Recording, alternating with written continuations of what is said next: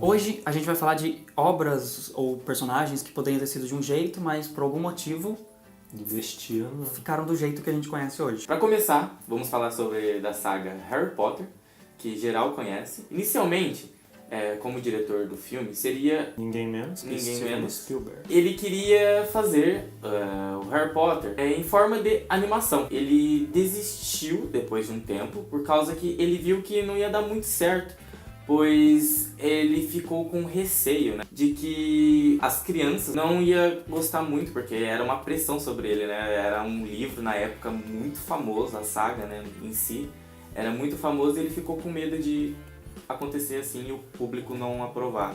E coitadinho do Rupert, o Daniel e a Emma, né? Eles Exato. vão ficar desconhecidos aí. Sim. Não iam ser a Hermione, o Harry e o Rony, né? Hello, darkness, my old friend. Assim, ele ter saído do projeto, bom, porque a ideia da animação realmente não era muito bom.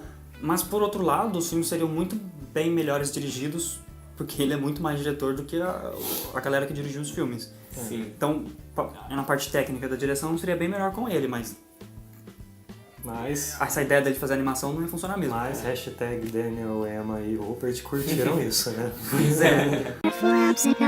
Bom, e agora a gente vai falar de um personagem, né? Não de uma obra completa, mas que o personagem ele inspirou obras de filme. Eu tô falando do Hulk. Ele foi criado em 1962, ali pelo Stan Lee e o Jack Kirby. Stan Lee o escritor e o Jack Kirby foi quem deu os traços ali pro Hulk. E ele foi inspirado nada menos do que Frankenstein.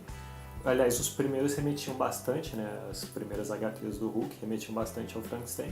E também ao médico e o monstro. Aqui, o problema é que ali na época o colorista ali da Marvel, que era o Stan Goldberg, por sinal o mesmo colorista que fez as cores do Homem-Aranha, do Quarteto Fantástico, entre outros ali da Marvel, ele teve um probleminha na impressão na hora de imprimir as primeiras HQs do Hulk, porque o que era para ser cinza, a cor inicial que o Stan Lee queria pro Hulk, por não ter nenhuma relação com etnia, né, não sugerir nenhuma, acabou não saindo cinza. Acabou saindo desde um cinza muito escuro, a marrom e até mesmo ao esverdeado. Que merda, hein?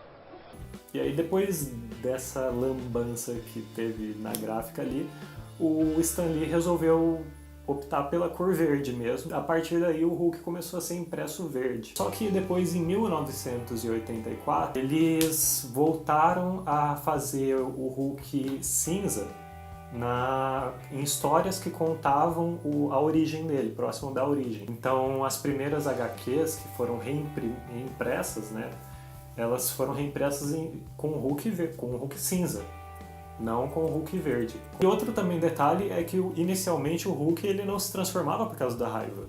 Ele se transformava ao cair da noite. Ele era praticamente um lobisomem. Legal!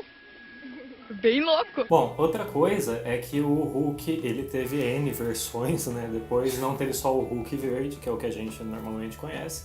Tem o Hulk vermelho, o Hulk velho, umas par de Hulk. Mas tem também o Hulk cinza. Ele é um Hulk mais baixinho, mais próximo assim de um corpo de ser humano, só que deve ser um Hulk cinza. E pra fechar, a gente vai falar de um jogo agora, que é uma das franquias que eu mais gosto, que eu mais joguei. E, aliás, o jogo que a gente vai falar é o jogo que eu mais joguei.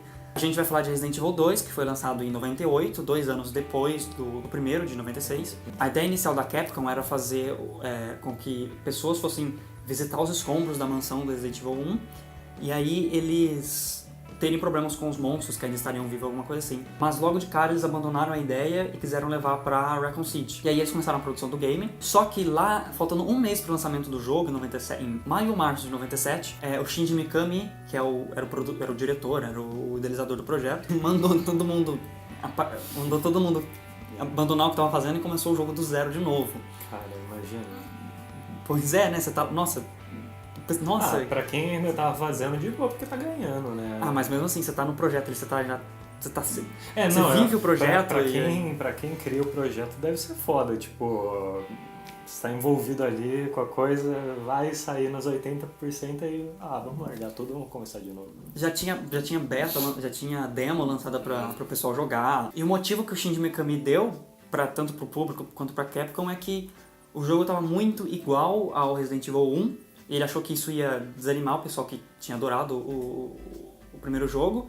E que os elementos do jogo não funcionavam como um todo. Muita coisa desse projeto que eles deixaram de lado, assim, se você for ver, você fala, nossa, ainda bem que eles deixaram isso de lado. Mas tinha outras coisas que eles tiraram que, assim, se tivesse levado pro jogo original, pro jogo que saiu realmente, a quantidade de armas, a variedade, era uma variedade maior de zumbis, mas, sei lá, o jogo tinha granada, que depois só foi aparecer lá no Resident Evil 4, mas vendo, assim, como que ia funcionar tudo, dava pra ver realmente que não tinha harmonia nas coisas. E uma das mudanças mais significativas dessa versão pra versão que saiu é a troca da protagonista mulher, que nessa versão era a Elsa Walker.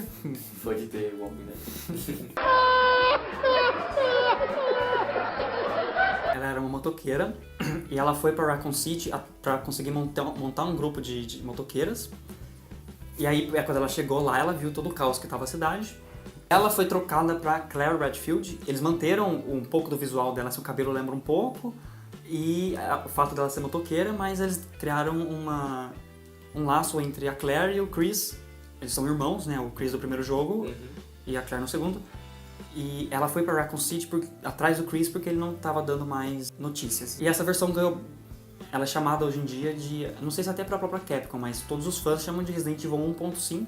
Então é isso, a gente fez uma lista pequena, porque tem outros casos que funcionaram dessa mesma forma. A gente não só disso, né, como troca de ator, a troca de ator só que a gente quis fazer uma listinha um pouco menor, talvez a gente faça uma parte 2, parte 3. E pra encerrar, né, agora, agradecer aos nossos 50 inscritos, finalmente chegamos neles.